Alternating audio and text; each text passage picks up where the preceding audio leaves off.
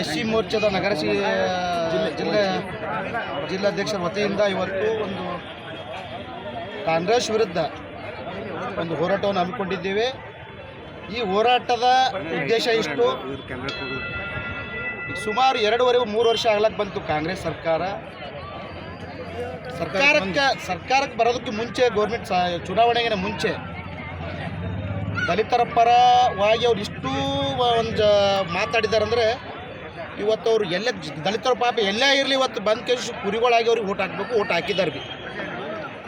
ಆದರೆ ಓಟ್ ಹಾಕ್ಸ್ಕೊಂಡಂಥ ನಾಯಕರು ಇವತ್ತು ಸಿದ್ದರಾಮಯ್ಯ ಸರ್ಕಾರ ಇವತ್ತು 4 ಸಚಿವರಿದ್ದಾರೆ. ಇವತ್ತು ದಲಿತ ಸಚಿವರು 4 ಜನ ಸಚಿವರಿದ್ದಾರೆ. ಇವತ್ತು ನಮಗೆ ಮೀಸಲಿಟ್ಟಂತ ಅಣ್ಣ ಡಾಕ್ಟರ್ ಬಾಬಾ ಸಾಹೇಬ್ ಅಂಬೇಡ್ಕರ್ ಅವರ ಮಾಡಿದಂಥ ಒಂದು ಸಂವಿಧಾನ ಪ್ರಕಾರ ಮಾಡಿದಂಥ ನಮ್ಮ ದಲಿತರ ಹೋಣಿಗಾಗಲಿ, ಅವರ ಅಭಿವೃದ್ಧಿಗಾಗಲಿ, ಅವ್ರ ಶಿಕ್ಷಣಕ್ಕಾಗಲಿ, ಆರ್ಥಿಕವಾಗಲಿ ಆ ದುಡ್ಡನ್ನು ಇಟ್ಟಂಥ ಹಣವನ್ನು ಇವತ್ತು ಓಪನ್ ಆಗಿ ಹೇಳ್ತಾರೆ. ಇವತ್ತು ಎಚ್ ಸಿ ಮಹದೇವಪ್ಪನವರು ರಾಜಾರೋಷವಾಗಿ ಹೇಳ್ತಾರೆ. ಒಬ್ಬ ಎಚ್ ಸಿ ಮಹದೇವಪ್ಪನವರು ದಲಿತ ಸಚಿವರು, ನಾಚಿಕೆ ಆಗ್ಬೇಕು ಅವರಿಗೆ. ನಾವು ಈ ದುಡ್ಡನ್ನು ಯೋಜನೆಗಳಿಗಾಗಿ ನಾವು ಬಳಕೆ ಮಾಡ್ತಾ ಇದ್ದೀವಿ ಅಂತೇಳಿ. ಯಾಕಪ್ಪ ಬಳಕೆ ಮಾಡ್ತೀರಿ? ಯಾಕೆ ಬಳಕೆ ಮಾಡ್ತೀರಿ? ನಿಮ್ಮಪ್ಪನ ದುಡ್ಡಾ? ಇದು ನಿಮ್ಮಪ್ಪಂದು ಆ ದುಡ್ಡು. ಇದು ನೀವು ಪ್ರಣಾಳಿಕೆಯಲ್ಲಿ ನಿಮ್ಮ ಪಕ್ಷದಿಂದ ನೀವು ಹೇಳಿದ್ದೀರಿ, ಕಾಂಗ್ರೆಸ್ ಪಕ್ಷದಿಂದ ಹೇಳಿದ್ರಿ. ನೀವು ಕಾಂಗ್ರೆಸ್ ಪಕ್ಷದಿಂದ ಇವ್ರಿಗೆ ನೀವು ದುಡ್ಡನ್ನು ಕೊಡಬೇಕು ಯೋಜನೆಗಳಿಗೆ. ಅದನ್ನು ಬಿಟ್ಟು ನಮ್ಮ ದಲಿತರ ಹಣವನ್ನು, ಮೀಸಲಿಟ್ಟ ಹಣವನ್ನು ನೀವು ಹೋಗಿ ಯೋಜನೆಗಳಿಗೆ ಕೊಡ್ತಾರೆ, ಅದು ರಾಜಾರೋಷ ಹೇಳ್ತೀರಿ. ನೀವು ನಾಚಿಕೆ ಆಗಬೇಕು. ಇನ್ನು ಮುಂದಿನ ದಿನಗಳಲ್ಲಿ ದಲಿತರು ನೀವು ಹೆಸರು ಹೇಳ್ಕೊಂತ ಒಂದು ಸೌಖ್ಯತೆ ಕಳ್ಕೊಂಡಿರಿ. ಇನ್ನು ಇದೇ ಥರ ಮುಂದೆ ನೀವು ಮಾಡಿದಿರಪ್ಪ ಅಂದ್ರೆ ಮತ್ತು ಒಂದು ದೊಡ್ಡವಾದ ಒಂದು ಉಗ್ರವಾದ ಹೋರಾಟ ಮಾಡಬೇಕಾಗ್ತದೆ. ಮತ್ತು ಈ ಒಂದು ಸರ್ಕಾರ ಬಂದ ಮೇಲೆ ಕಾನೂನು ಸುವ್ಯವಸ್ಥೆ ಭಾಳ ಹದಗೆಟ್ಟಿದೆ. ಭಾಳ ಒಂದು ಎರಡು ಇಲ್ಲ, ಹಲವಾರವಾದ ನೀವು ಮಾಧ್ಯಮದವ್ರೇನು ಗೊತ್ತಾವ, 1-2 ಅಂತೂ ಇಲ್ಲ. ನಿಮಗೆ ಮಾಧ್ಯಮದವ್ರಿಗೆ ಹೆಂಗೆ ಮಾತಾಡ್ತಾರಂದ್ರೆ ನೀವು ನೋಡಿರ್ತೀರಿ. ಯಾಕ್ರಿ ಏನಲ್ಲ ಅವರು ಇವರು ಸಿದ್ದರಾಮಯ್ಯನವರು ಏನಪ್ಪ ಏನಯ್ಯ ಏಕವಚನದಲ್ಲಿ ಮಾತಾಡ್ತಾರೆ. ನಿಮಗೆ ಸತಿಗೆ ಮರ್ಯಾದೆ ಕೊಡಲ್ಲ ಅವರು. ಇನ್ನು ಜನಸಾಮಾನ್ಯರ ಗತಿ ಏನ್ರಿ? ಓಟ್ ಹಾಕಿದಂಥ ದಲಿತರವರಿಗೆ ಗತಿ ಏನ್ರಿ? ಒಂದೇ ವಿಷಯ ಅಲ್ಲ. ಇವತ್ತು ಪ್ರತಿಯೊಂದು ಈ ಒಂದು ಎಷ್ಟು ದುಡ್ಡು ಸಚಿವನಾದ ನಾಗೇಶ್ ಅಂತೇಳಿ ಅವರಿಗೆ ಜೈಲಿಗೂ ಹೋಗಿ ಬಂದರು. ಆ ಹಣವನ್ನು ನಮಗೆ ನಾಚಿಕೆ ಆಗ್ಬೇಕು. ನಮ್ಮ ಸರ್ಕಾರ ನಮ್ಮ ಕರ್ನಾಟಕ ಸರ್ಕಾರದ ಮುಖ್ಯಮಂತ್ರಿಗೆ ಮತ್ತು ಉಪಮುಖ್ಯಮಂತ್ರಿಗಳಿಗೆ ನಾಚಿಕೆ ಆಗಬೇಕು.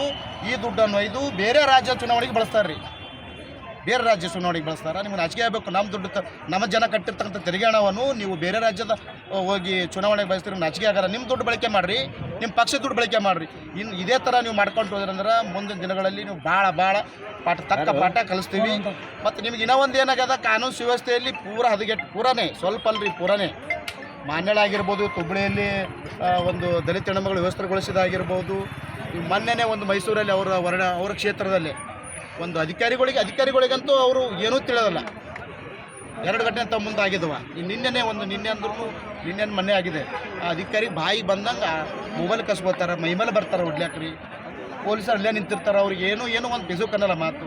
ಹಿಂಗೆ ಅಂದ್ರೆ ಸರ್ಕಾರದ ಮೇಲೆ, ಕಾನೂನಿನ ಮೇಲೆ ಎಲ್ಲಿ ಜನರನ್ನು ವಿಶ್ವಾಸ ಇಡ್ತಾರೆ?